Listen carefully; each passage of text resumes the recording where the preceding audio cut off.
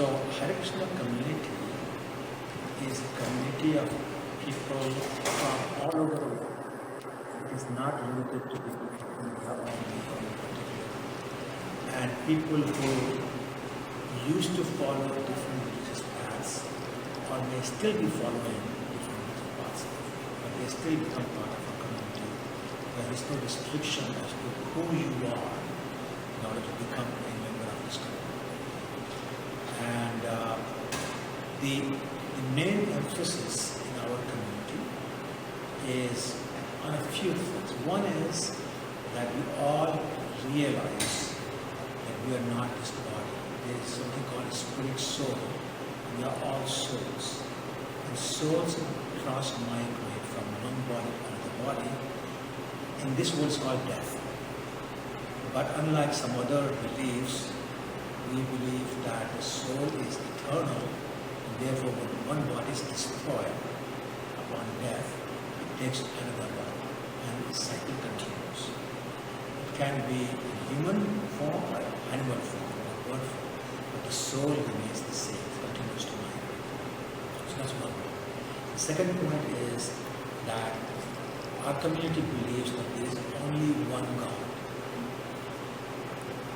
And the God does have a form, he has a personality, and his name is Krishna. That's probably the most major difference between our community and other Hindu communities, and probably other religions as well. We also believe that in this particular age, it's known as Kali Yuga, the best process connect with God and be able to leave this material world, which is nothing but full of miseries, is to chant this particular Mahamantra, which is called Hare Krishna Mahamantra. And that is also the reason why we have become known as Hare Krishnas, because that's the only mantra we chant, and we chant it all the time. We also believe that we need to learn a lot about the philosophy. So therefore this community is not about one mantra and everybody chants mantra all the time, but there's a whole philosophy behind this. And the reason why we emphasize the philosophy so much is that we believe that religion without philosophy can lead to fanaticism. Whereas philosophy without religion can lead to simply sentimentalism. We don't want to be idle. So when we have philosophy mixed with religion, then we can get a real understanding of why certain rituals, why we do what we do, what is the purpose, including what is the purpose of our life, why are we in this world, where are we going, etc. So in a nutshell, that's basically what our community is. So, Guru is a person like you and me. So therefore, it is not Krishna, it is not an incarnation of Krishna, it will never be Krishna. Guru is really a servant of Krishna who has developed very good understanding of the philosophy. He has developed very good understanding of who Krishna is, what Krishna wants, and what do the scriptures say about Krishna, and what do the scriptures say about how best to serve Krishna, including why serve Krishna. Came in 1965, which was a very interesting time in America. Actually in the whole world, but especially in America and Europe. This was the time when hippies were basically all over America. But hippies became hippies because they were dissatisfied with the authority that they were facing, whether it was parents, the government, or the bosses, or teachers, or whatever. So hippie movement was really a rebellion against the power. But deep inside, there was this desire to be happy. They thought if they took LSD, if they took marijuana, if they got drunk, if they had sex with everybody they got on the street, they'll be happy. They you're finding not so, not so, not so. Yes, Prabhupada shows up, and he shows them a simple path. Okay? All you do is simply chant Hare Krishna Mahamantra, you'll be happy. And they tried it. And they felt inner happiness. And that inner happiness has no equivalent outside. No amount of money can give you happiness that chanting can give you. No amount of power, no amount of fame, no amount of anything material can give you the happiness that chanting can give you. So people took it very, very spontaneously and very gladly. And then the word spread. There's one hippie saying, hey, what happened to you? You stopped drinking. What happened to you? You shaved your head. You changed your pants. You threw away your baggy clothes. You're wearing this saffron colored clothes. What's going on? And he looks so happy. Why? He explains to him, saying, all I do is chant. Or maybe I should try it too. And the second person comes in, the third person comes in. And this someone is spreading like wildfire. As I was saying, literally tens of thousands of disciples within the period of 12 years.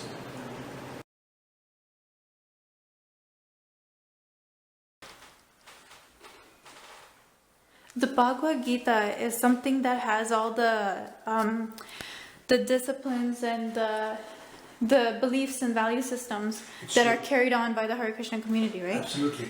But this is Bhagavad Gita are the words spoken by Krishna himself.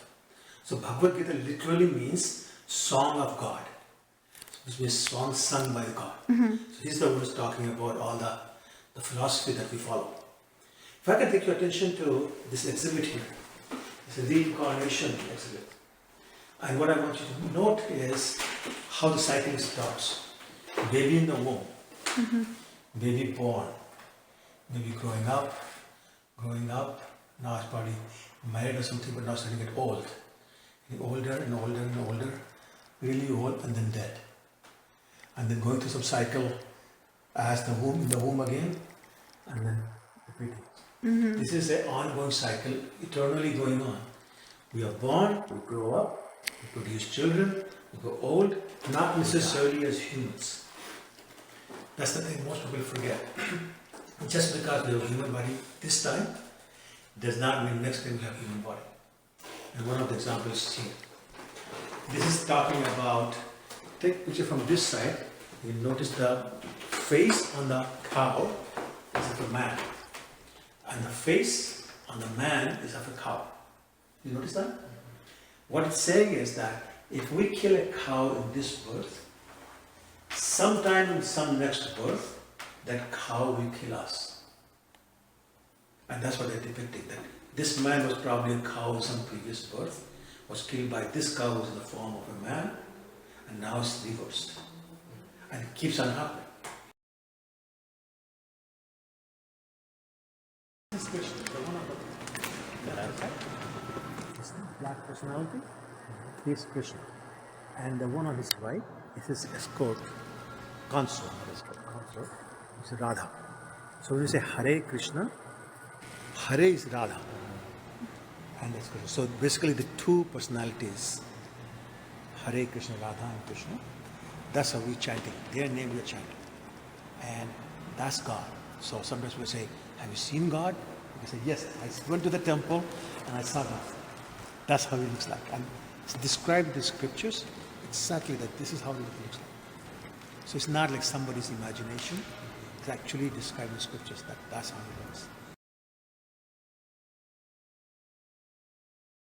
From time to time he appears. And he appeared in this world in a place called Vrindavan 5,000 years ago. The main purpose of coming here was to remind people of himself so we can connect with him, because people had forgotten about him. So we connect with him.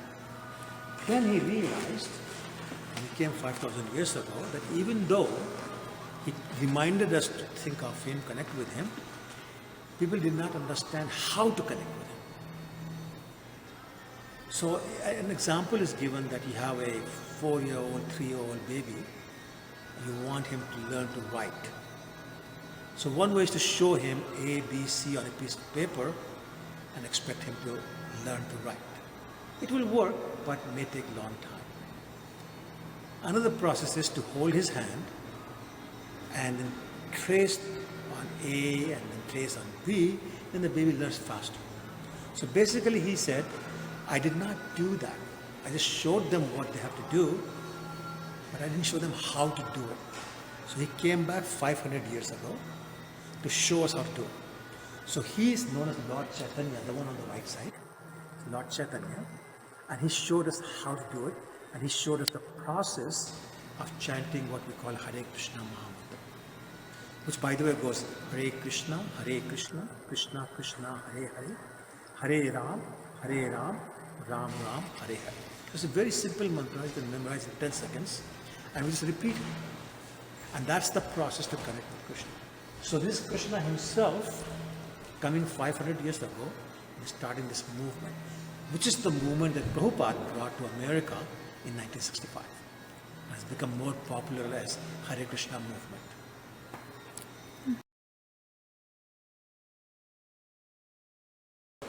Hare Krishna, what we chant is the name of Krishna and his consort Radha. And all we do is chant their name. The reason we do that is in this particular time and age, it's very difficult to do other processes. Like in a different time, the process to connect with God was to perform austerities and meditation for thousands of years. And you can imagine, people don't even live thousands of years anymore. And even today, if you ask somebody to meditate for 1 year, they'll run away. Can't do that. So in this age, it's not possible. In a different age, another process was to perform what's called fire sacrifice. But that requires priests who know the mantras exactly correctly, and it required the clarified butter, it required grains that was pure in quality. You can't get all that. Also, it's very expensive these days, so people don't want to do that. In just the previous age, the process was worshipping the deities in a very opulent way, which costs a lot of money. People cannot do that. So in this age, Krishna said, okay, don't do any of that. Just take my name. So chanting the name of Krishna, God, became the process to connect with it. So hence we chant the name. And it's called mantra because mantra literally means liberating your mind. So when we chant mantra, we are liberating our mind from material things so we can focus on spiritual things and thus connect with Krishna. So the process of chanting means connecting with Krishna through chanting his name.